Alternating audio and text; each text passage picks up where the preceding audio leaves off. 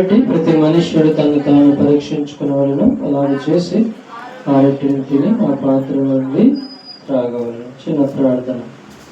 ప్రేమ నమ్మకం గల పరలోకపు తండ్రి, పరిశుద్ధుడా, నేను ఈ ఉదయ కాల సమయంలో మరొకసారి తండ్రి మరి నీ బలలో చేవేయకు తండ్రి నీ యొక్క మేలైన స్వరాన్ని మాతో వినిపించి సరి చేసుకుని మీ రక్త మాంసాల్లో పాలు పంతులు పెంచుకోవడానికి చూపమని చేస్తున్నాము, ప్రార్థించడుతున్నాము తండ్రి.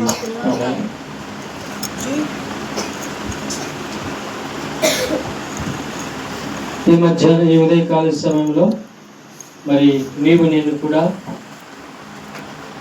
దేవుడు నీ నుంచి నా నుంచి ఏమి ఆశిస్తున్నాడు? ఒక మాటలో చెప్పాలంటే దేవునికి ఇష్టమైనటువంటివి, దేవునికి ఇష్టమైనటువంటివి, దేవునికి అయిష్టమైనటివి ఏంటివి? ఏంటి?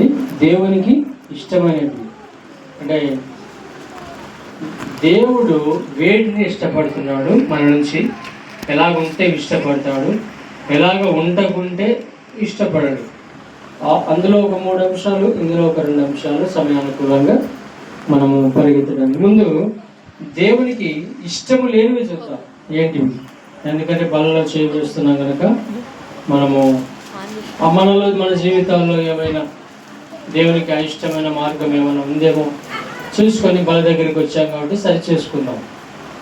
దేవునికి ఇష్టం లేనివి మొదటగా మనం చూద్దాం. సామెతలు 16వ అధ్యాయము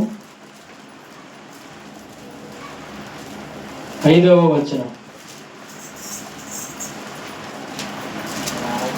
సామెతలు 16వ అధ్యాయము 5వ అధ్యాయం.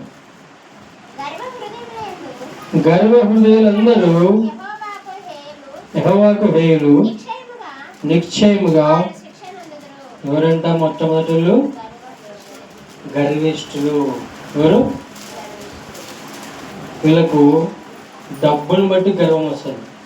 ఏం బట్టి? కొందరికి చదువును బట్టి గౌరవం వస్తుంది, ఇంకా కొందరికి వారికి ఉన్న ఆస్తులను బట్టి గర్వం వస్తుంది, ఇంకా కొందరికి నేను ఫలానా అని గర్వం వస్తుంది. కానీ దేవుని వాక్యం చదివిస్తుంది, కీర్తనలో చక్కగా వర్ణించాడు కీర్తనకారుడు. కీర్తన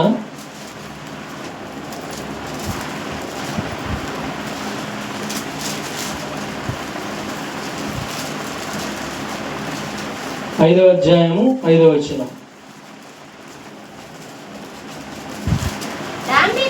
దాంభికులు నీ సన్నిధిని నిలవలేరు, పాపము చేయి వారందరూ నీకు అసహ్యులు. దాంభికులు దేవుని సన్నిధిలో ఎవరు? దాంభికులు అంటే గర్విష్ఠులే, డంబాన్ని చెప్పుకునేవారు. ఎవరు? డంబం అంటే నా వెనక ఎవరున్నారు తెలుసా? నా దగ్గర ఎంత ఉందో తెలుసా?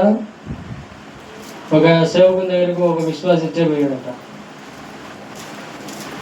అన్నా నాకు పలానా జీతం వస్తుంది, పలానా ఆఫీస్లో వర్క్ చేస్తున్నా, పలానా అది అన్నీ చెప్తున్నాడంట. కానీ ఆత్మీయమైన విషయాలు ఏం చెప్తాడంట? ఆ సేవకుడు కింద కాడికి విని ఈ వాక్యం తీసి చూపించాడంట. గప్చిపోయినాడంట. పాపం మూసుకుంటాను అంటే ఏమని? తన డంబాన్ని చెప్పుకుంటున్నాడు అక్కడ. అవసరం లే నీ డంబము నా డంబము, దేవునికి అవసరం లే. ఉన్నా లేకుండా ఒకే మాదిరిగా జీవించు. పౌలు భక్తుడు అంటాడు కదా, నువ్వు నన్ను సంపన్న స్థితిలో ఉంచినను, బీద స్థితిలో ఉంచినను, ఏ స్థితిలో ఉంచినను ఆ స్థితిలో నేను నిన్ను స్తుతిస్తా అంటాడు ఫిలిప్పీ పత్రికలో. మరి నీవు నేనైతే ఈరోజు 1 లక్ష ఇచ్చాయండి, వారం కనపడు ఏమి అటనవుతావు? ఈరోజు 1 లక్ష వచ్చాయంటే ఒక వారం కనపడం. ఇంకా ఎవరికి? దేవుడు లేదు, ఎవరు లేరు. ఇంకా అయిపోయేంత వరకు ఎంజాయ్ యువర్ సెల్ఫ్. అదే డబ్బు ఉన్నా లేకున్నా ఏం కలిగినారంటే ఇవి ఏకరీతిగా ఉండాలంట. కొరింథీ సంఘానికి కూడా పౌలు భక్తుడు రాస్తాడు, ఉన్నవైనను రానున్నవైనను నీ ప్రేమ నుండి నన్ను వేరు చేయలేదు. తిరుగున వల్ల ఆత్మీయమైన సత్యాన్ని తెలుసుకొని అందులో నువ్వు నడుస్తావు చూడు. నీ దగ్గర ఏం లేకపోయినా, ఒక భక్తుడు పాట రాశాడు సిఎన్ గీతాల్లో, ఆయన పేరు గుర్తు రాకుంది కానీ, ఒకరోజు అంట పాపం గుర్తొస్తే చెప్తాను నేను ఈ సమయంలో. ఆయన మందిరానికి వెళ్ళాడంట. ఏమి మందిరానికి వెళ్ళాడంట, వాక్యం విన్నాడంట, ఆరాధన చేశాడంట. చివరికి కానుకలు వేస్తాం కదా, ఆ కానుకలు వేసే సమయంలో జవులు తడుముకున్నాడంట. ఏమి లేవంట. చాలా బిలీవర్ ఆత్మీయుడు అంట. ఆయన పాటలు రాశాడంటే ఒకసారి ఆలోచన చేయండి. దాని తర్వాత ఒక పాట రాశాడు, సేన్ బుక్లో ఉంది ఇప్పటికి ఆ పాట, అది గుర్తు రాకుండా చెప్తాను నేను సమయం.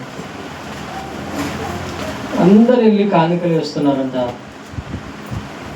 నటించడం రాదు, ఏదో పోయిట అవుతుంది చేయబెట్టి, ఎందుకు ప్రభువా నాకు ఈ పరిస్థితిని అనుమతించినావని కూడా ప్రశ్నించలేను నిన్ను, కానీ నా దగ్గర అయితే ఏం లేవు అనే హృదయంలో దుఃఖంతో తను కన్నీరు గారుస్తూ ఉంటే దేవుడు ఒక స్వరాన్ని వినిపించాడంట. అయ్యా, నీ దగ్గర కానుక లేకపోయినా పర్వాలేదు, ఐ వాంట్ ఫర్ యూ, నువ్వే నాకు కావాలి, నువ్వే నాకు కావాలి అన్నాడంట. నీ హృదయాన్ని అందులో కుమ్మరించేసాయి, ఇదిగో నీ దీనస్థితి నాకు తెలుసు అన్నాడంట. అసలు సాక్ష్యం వింటుంటే కంట్లలో నాకు నేళ్లు తిరిగినాయి. అప్పట్లో ఉన్న విశ్వాసం ఇలాంటి విశ్వాసమా? మరి ఇప్పుడెందుకు లేదు విశ్వాసం? నిజంగా తర్వాత